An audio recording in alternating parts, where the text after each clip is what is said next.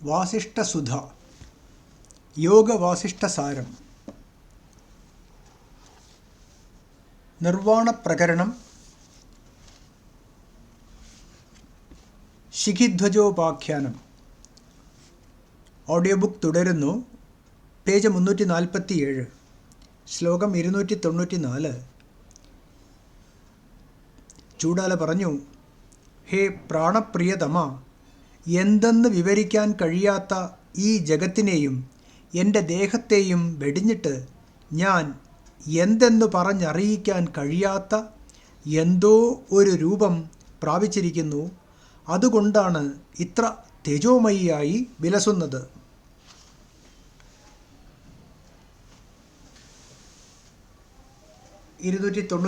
ശ്ലോകം.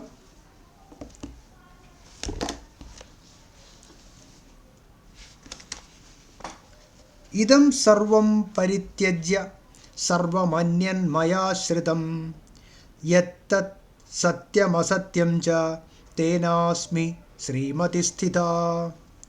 ഇദം സർവം പരിത്യജ്യ, പ്രപഞ്ചമായി കാണപ്പെടുന്ന എല്ലാം ഉപേക്ഷിച്ചിട്ട്, മയാ, എന്നാൽ, സർവം അന്യത് ആശ്രിതം, എല്ലാം മറ്റൊരു വസ്തുവായി അംഗീകരിക്കപ്പെട്ടു. യത്തത് സത്യം അസത്യം ച, അതുതന്നെയാണ് സത്യവും അസത്യവും. തേന ശ്രീമതി സ്ഥിത അസ്മി, അതുകൊണ്ടാണ് ഞാൻ തേജോമയിയായി വിലസുന്നത്.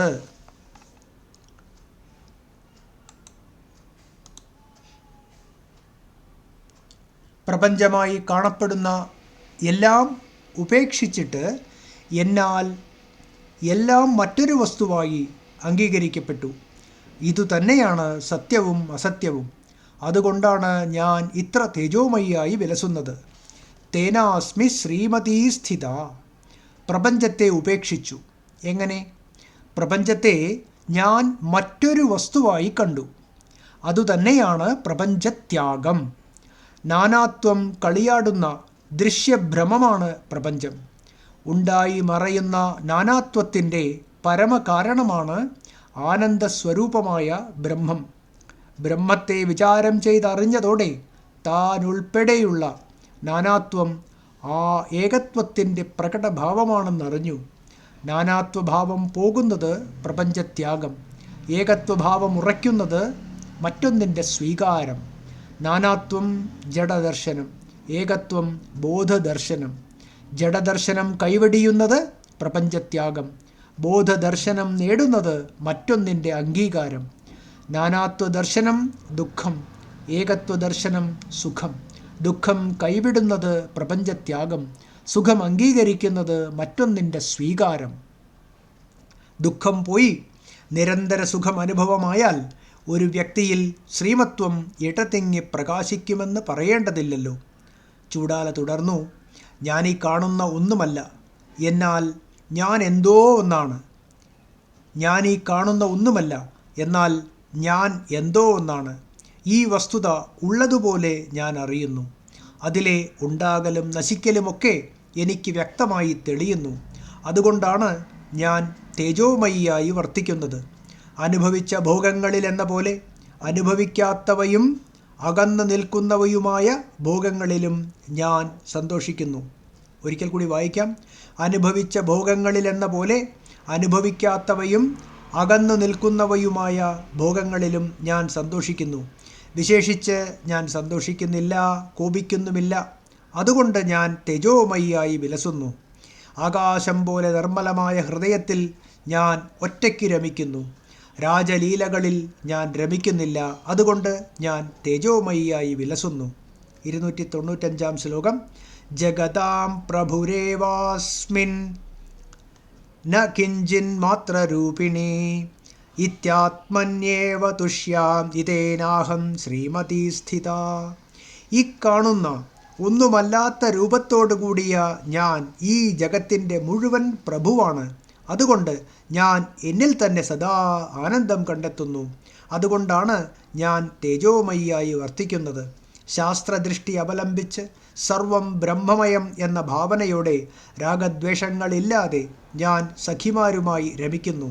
അതുകൊണ്ട് ഞാൻ തേജോമയിയായി വിലസുന്നു. മഹാരാജാവേ, ഞാൻ കണ്ണുകൊണ്ടോ മറ്റിന്ദ്രിയങ്ങൾ കൊണ്ടോ മനസ്സുകൊണ്ടോ എന്തൊക്കെ അനുഭവിക്കുന്നുണ്ടോ അതൊക്കെ വെറും ശൂന്യം. അതിൽ നിന്നൊക്കെ വ്യത്യസ്തമായ ഒന്നിനെ ഞാൻ ഉള്ളുകൊണ്ട് അനുഭവിക്കുന്നു, നല്ലപോലെ വ്യക്തമായി അനുഭവിക്കുന്നു. നാഥ, അങ്ങനെ ഞാൻ ആനന്ദമയിയായി കഴിയുന്നു. വസിഷ്ഠൻ പറഞ്ഞു. ഇങ്ങനെ ആത്മാരാമയായി കഴിയുന്ന വിശിഷ്ട വനിതയായ ചൂഡാലയുടെ വാക്കുകൾ വേണ്ട പോലെ ഗ്രഹിക്കാൻ രാജാവിന് കഴിഞ്ഞില്ല. പൊട്ടിച്ചിരിച്ചുകൊണ്ട് ഭൂപാലൻ പ്രതിവചിച്ചു. ശിഖിധ്വജൻ പറഞ്ഞു, ഹേ സുന്ദരി, എന്ത് അസംബന്ധമാണ് നീ പറയുന്നത്? എനിക്കിന്നും നീ ഒരു കുട്ടിയാണ്. നീ എന്നോട് രാജകേളികൾ കാട്ടിക്കളിക്കുന്നു. പ്രത്യക്ഷമായി മുൻപിലുള്ള പദാർത്ഥങ്ങളെ ഉപേക്ഷിച്ചിട്ട് അപ്രത്യക്ഷമായ എന്തോ ഒന്നിനെ പ്രാപിച്ചയാൾക്ക് എങ്ങനെ തേജോമയത്വം കൈവരും? അനുഭവിക്കാത്ത ഭോഗങ്ങളെക്കൊണ്ട് സന്തോഷിക്കുന്നു എന്ന് പറഞ്ഞ് ഭോഗങ്ങളെ വെടിയുന്നയാൾ ഒരു ദരിദ്രനെപ്പോലെ ഭാഗ്യഹീനനാണ്. അയാൾക്കെങ്ങനെ തേജോമയത്വം വരും? ഞാൻ കാണുന്നത് കാണുന്നില്ല, ഞാൻ കാണുന്നത് മറ്റൊന്നാണ്. ഇത് വെറും അസത്യപ്രലപനമല്ലേ? ഞാൻ കാണുന്നത് കാണുന്നില്ല, ഞാൻ കാണുന്നത് മറ്റൊന്നാണ്. ഇത് വെറും അസത്യപ്രലപനമല്ലേ? ഇങ്ങനെ പ്രലപിക്കുന്ന വ്യക്തിക്ക് തേജോമയത്വം എങ്ങനെ കൈവരും? പ്രിയേ, നീ കുട്ടിയാണ്, അറിവില്ലാത്തവളാണ്, ചപലയാണ്. പല നേരം പോക്കുകളും പറഞ്ഞ് നീ എന്നോട് കളിക്കുകയാണ്. ഇഷ്ടം പോലെ കളിച്ചോളൂ. വസിഷ്ഠൻ പറഞ്ഞു. ശിഖിധ്വജൻ ഇങ്ങനെ പറഞ്ഞ് പ്രിയതമയെ നോക്കി പൊട്ടിച്ചിരിച്ചു. ഭാര്യാഗൃഹത്തിൽ നിന്ന് മധ്യാഹ്ന സ്നാനത്തിനായി ഇറങ്ങിപ്പോവുകയും ചെയ്തു.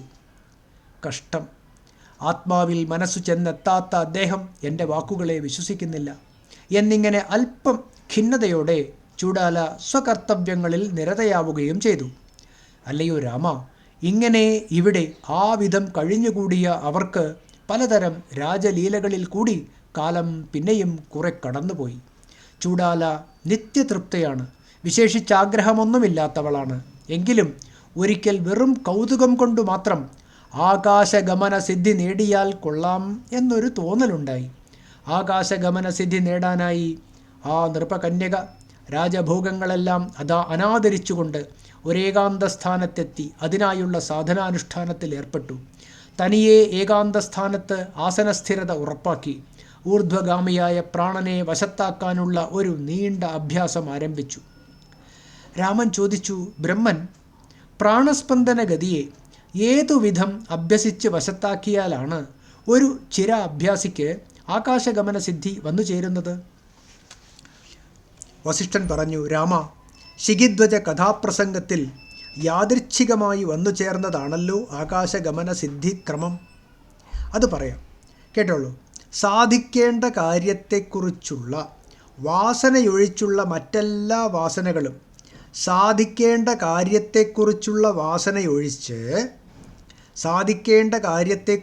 വാസനയൊഴിച്ച് മറ്റെല്ലാ വാസനകളും ഉള്ളിൽ നിന്നും പുറന്തള്ളണം. മഹാമുദ്ര തുടങ്ങിയ സംസ്ഥാപന വിശേഷങ്ങൾ കൊണ്ടും യമ നിയമാദി ഉപായങ്ങൾ കൊണ്ടും പ്രാണപ്രസരദ്വാരങ്ങളെ നിരോധിക്കണം. മൂലബന്ധക്രിയ കൊണ്ട് ഗുദദ്വാരത്തെയും ഖേചരീ മുദ്ര കൊണ്ട് ഉപരിദ്വാരത്തെയും നിരോധിക്കണം. പ്രാണാദി വായുക്കളെ അഭ്യാസം കൊണ്ട് ചൊൽപ്പടിക്ക് നിർത്തിയാണ് ഏതു സിദ്ധിയും സാധിക്കേണ്ടത്. ഭക്ഷണകാര്യങ്ങളിലും ആസനശുദ്ധിയിലും ശ്രദ്ധ വേണം. യോഗശാസ്ത്ര നിയമങ്ങൾ വേണ്ട പോലെ പാലിക്കണം. ആചാരാനുഷ്ഠാനം, സജ്ജന സമ്പർക്കം എല്ലാം ത്യജിച്ചുകൊണ്ടുള്ള സുഖാസന സ്ഥിരത, ഇവയിലൊക്കെ ശ്രദ്ധ വേണം. പ്രാണായാമ പ്രക്രിയ അഭ്യസിച്ച് നല്ലപോലെ ഉറപ്പാക്കണം.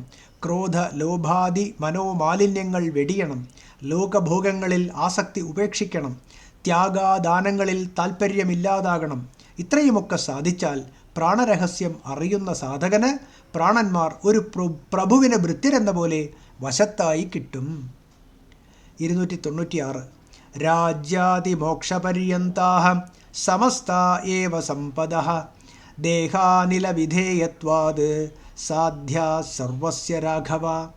അല്ലയോ രാഘവ, രാജ്യലാഭം മുതൽ മോക്ഷം വരെയുള്ള എല്ലാ നേട്ടങ്ങളും ദേഹത്തിലെ പ്രാണചലനങ്ങളെ നിയന്ത്രിച്ച് വശത്താക്കുന്നതുകൊണ്ട് ആർക്കും സാധ്യമാക്കാവുന്നതാണ്. നൂറുകണക്കിന് ഉപനാഡികളുമായി ബന്ധിച്ച് വളഞ്ഞു ചുറ്റി ആന്ത്രവേഷ്ടനിക എന്ന നാഡി നാഭിസ്ഥാനമായ മർമ്മസ്ഥാനങ്ങളെ സമാശ്രയിച്ച് എല്ലാ ജീവികളിലും സ്ഥിതി ചെയ്യുന്നു. വീണയുടെ അഗ്രഭാഗത്ത് വളഞ്ഞു ചുറ്റിയിരിക്കുന്ന കമ്പി പോലെയും വെള്ളത്തിലെ ചുഴി പോലെയും ഈ നാഡീ കൃമി കീടങ്ങൾ ഉൾപ്പെടെ എല്ലാ ജീവികളിലും കാണുവാനുണ്ട്. അതിയായ തണുപ്പുകൊണ്ട് ചുറ്റി വളഞ്ഞു കിടക്കുന്ന ഒരു സർപ്പശരീരം പോലെ ഈ നാഡി സദാ പ്രാണസ്പന്ദനത്തോടുകൂടി വർത്തിക്കുന്നു. വാഴത്തണ്ടിൻ്റെ അകവശം പോലെ മൃദുവായ ആ നാഡിയുടെ അന്തർഭാഗത്ത് സർവശക്തി സമന്വിതയായ ഒരു പരമപാവന ശക്തി സ്ഥിതി ചെയ്യുന്നു. അതിൻ്റെ പേരാണ് കുണ്ടലിനി. കോപാകുലനായ ഒരു സർപ്പിണിയെപ്പോലെ അത് സദാ നിശ്വസിച്ചു കൊണ്ടിരിക്കുന്നു. മുകളിലേക്ക് സ്പന്ദിച്ചുയരാൻ അത് സദാ കാത്തിരിക്കുകയാണ്. ഹൃദയത്തിൽ നിന്നുള്ള എല്ലാ നാഡികളും ഈ കുണ്ടലിനിയുമായി ബന്ധിച്ചിരിക്കുന്നു. കുണ്ടലിനി സ്പർശത്തോടുകൂടിയ ബോധാംശം തന്നെയാണെന്നറിയേണ്ടതാണ്. ബന്ധഹേതുവായ സൃഷ്ടി പ്രക്രിയയുടെ തുടക്കമായതുകൊണ്ട് ഇതിനെ കല എന്ന് പറയുന്നു. ജ്ഞാനത്തെ ഉളവാക്കുന്ന ശക്തി ആയതുകൊണ്ട് ഇതിനെ ചിദ്രൂപിണി എന്നും പറയുന്നു. പ്രാണന്റെ ശ്വാസോച്ഛ്വാസങ്ങൾ ഉൾക്കൊള്ളുന്നത് കൊണ്ട് ഇത് ജീവനായി കണക്കാക്കപ്പെടുന്നു. മനനശക്തി ഉള്ളതുകൊണ്ട് മനസ്സെന്നറിയപ്പെടുന്നു. സങ്കല്പിക്കുന്നത് കൊണ്ട് ഇത് സങ്കല്പമാകുന്നു. നിശ്ചയിക്കാൻ കഴിവുള്ളതുകൊണ്ട് ബുദ്ധി എന്നറിയപ്പെടുന്നു. അഹങ്കാരത്തെ അംഗീകരിച്ച് കുണ്ടലിനി തന്നെ പുര്യഷ്ടകരൂപം കൈക്കൊള്ളുന്നു. എന്തിന്? ദേഹത്തിൽ ജീവശക്തിയായി സ്ഥിതി ചെയ്യുന്നത് ഈ കുണ്ടലിനി തന്നെയാണ്.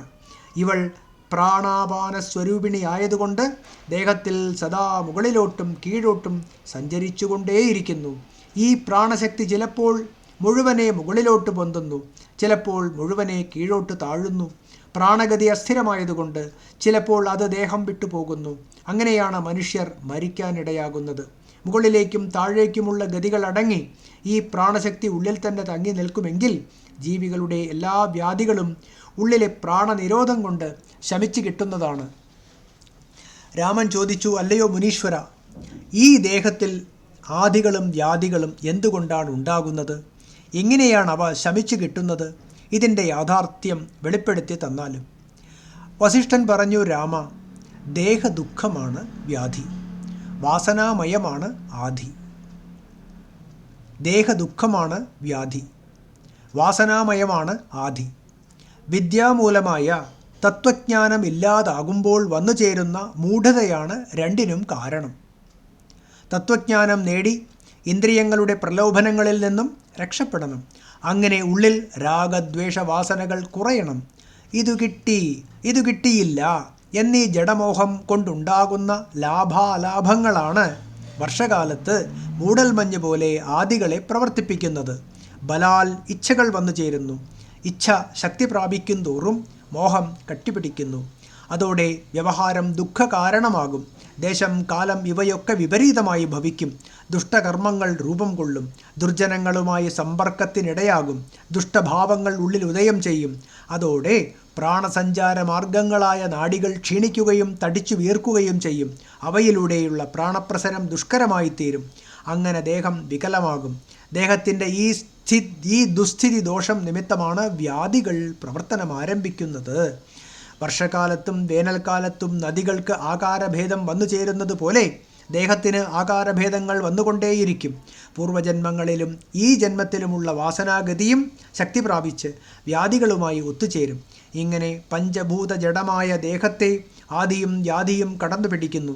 അല്ലയോ രാമ, ഇവ ഇനി എങ്ങനെ ശമിക്കുന്നു എന്ന് പറയാം, കേട്ടോളൂ. ആദി രണ്ടു തരമാണ്, സാമാന്യമെന്നും സാരമെന്നും. തൽക്കാല ജീവിത വ്യവഹാരത്തിന് ഉപയോഗപ്പെടുന്ന ശുദ്ധവാസനാരൂപമായ ആദിയാണ് സാമാന്യം.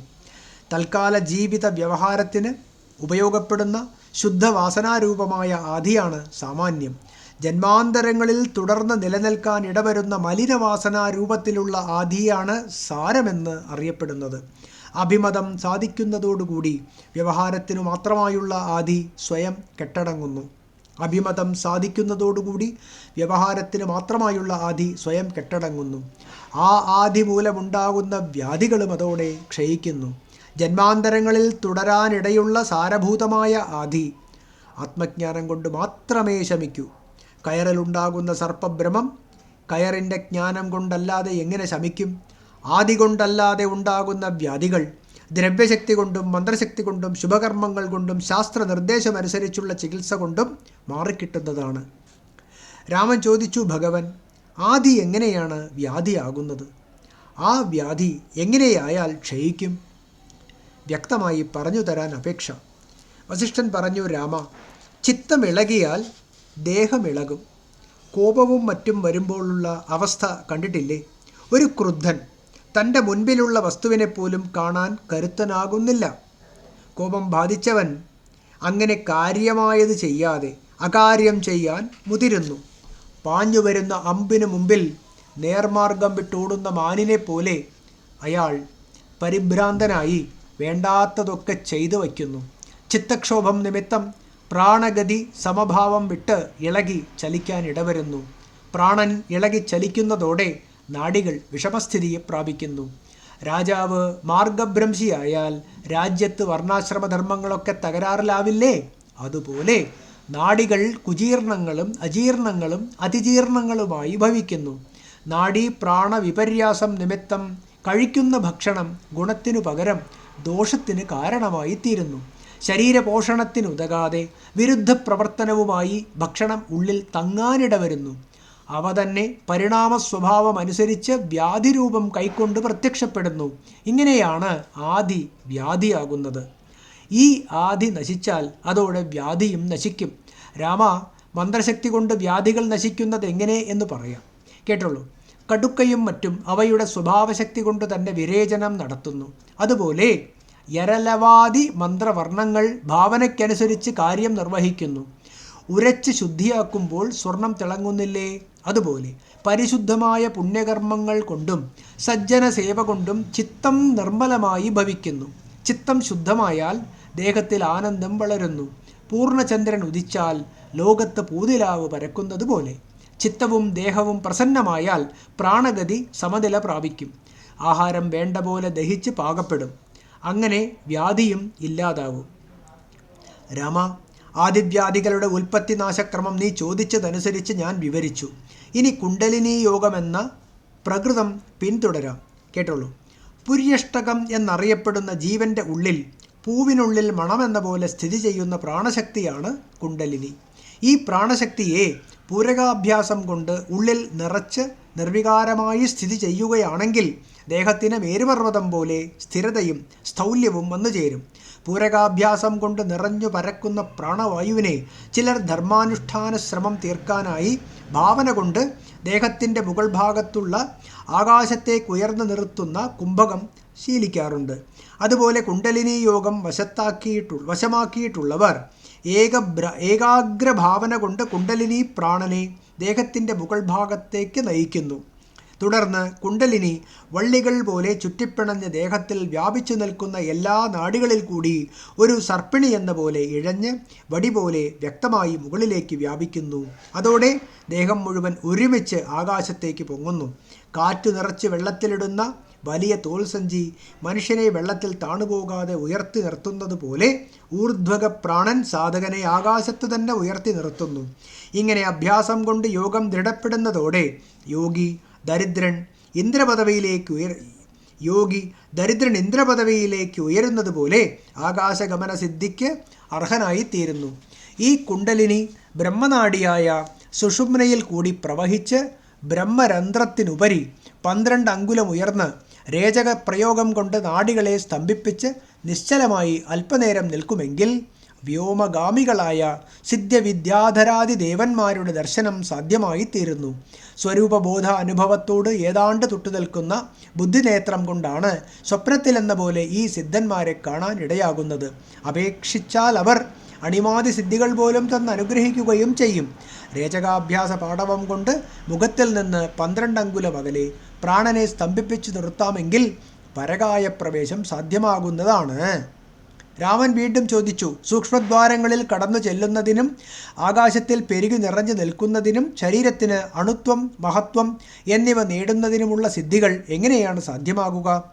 വസിഷ്ഠൻ പറഞ്ഞു, രാമ, ഇവിടെ ശുദ്ധവും സമവും കളങ്കം പറ്റാത്തതുമായ ബോധം ഒന്നു മാത്രമേ നിലവിലുള്ളൂ.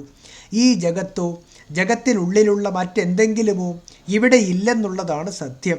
ഈ ജഗത്തോ ജഗത്തിനുള്ളിലുള്ള മറ്റെന്തെങ്കിലുമോ ഇവിടെയില്ല എന്നുള്ളതാണ് സത്യം. ഈ ബോധം സങ്കല്പോന്മുഖമായി സ്വയം പെരുകുന്നു. അങ്ങനെ അല്പം കളങ്കപ്പെട്ടു ജീവൻ എന്നറിയപ്പെടുന്നു. തുടർന്ന് സങ്കല്പഭ്രമം പെരുകി ദേഹം രൂപം കൊള്ളുന്നു. ഒരു കുട്ടി പിശാചുണ്ടെന്നു കരുതി ഭ്രമിക്കുന്നത് പോലെ ജീവൻ ദേഹമാണ് താനെന്ന് ഭ്രമിക്കാനിടയാകുന്നു. ഇതേ രീതിയിൽ ആത്മാവിനെ അറിഞ്ഞവർ ദൃഢമായി എന്തു ഭാവന ചെയ്യുന്നുവോ അവർക്കത് അനുഭവമായി ഭവിക്കുന്നു. 297 ശ്ലോകം. ദൃഢഭാവാനുസന്ധാനാദ്വിമൂഢാ അപി രാഘവ വിഷം നയന്ത്യമൃതതാമൃതം വിഷതാമപി. Audio book തുടരുന്നതാണ്.